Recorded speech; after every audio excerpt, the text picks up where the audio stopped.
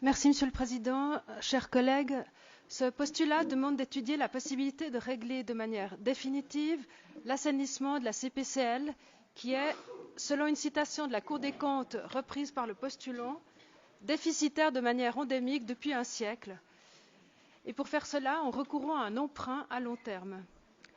Le postulant propose même une récapitulation qui dépasse le 100% et qui peut atteindre un degré de couverture de 110%, qui pourrait être utile en cas de fluctuation. Si l'on peut être d'accord avec le postulant que le sauvetage de la CPCL a coûté cher à la ville de Lausanne lors de ces dernières décennies, il est faux de parler aujourd'hui d'une situation fragile de la CPCL comme c'est mentionné dans son postulat. En effet, la CPCL a aujourd'hui un taux de couverture proche de 70% et si on fait un rappel à la loi fédérale, celle-ci ne demande un taux de couverture que de 80% d'ici 2052 et non pas de 110%. Si l'on suit l'argumentation déposée par Monsieur le postulant, on pourrait croire que la solution miracle a été trouvée pour assainir tout à la fois la CPCL et les finances de la ville, de 23 à 30 millions.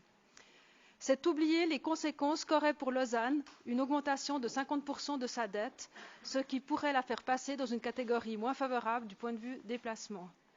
Pour les Verts, nous ne voulons pas prendre le risque de faire exploser la dette de la ville avec comme conséquence le blocage de toute politique sociale, environnementale ou d'investissement.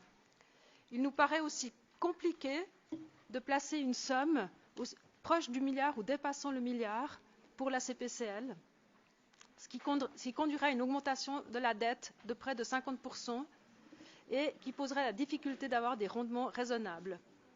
Selon les experts que nous avons consultés, le chemin d'amélioration du taux de couverture de la CPCL est un des plus solides de Suisse et conforme à la loi fédérale.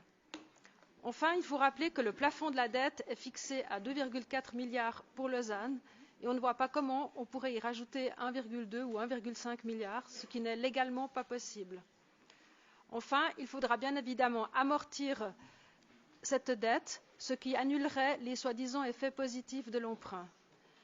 Demander une étude serait avant tout un exercice académique, peut-être intéressant, mais qui ne serait guère utile parce que non applicable et qui en plus coûterait de l'argent et du temps. Pour tous ces motifs, les Verts vous invitent à le refuser.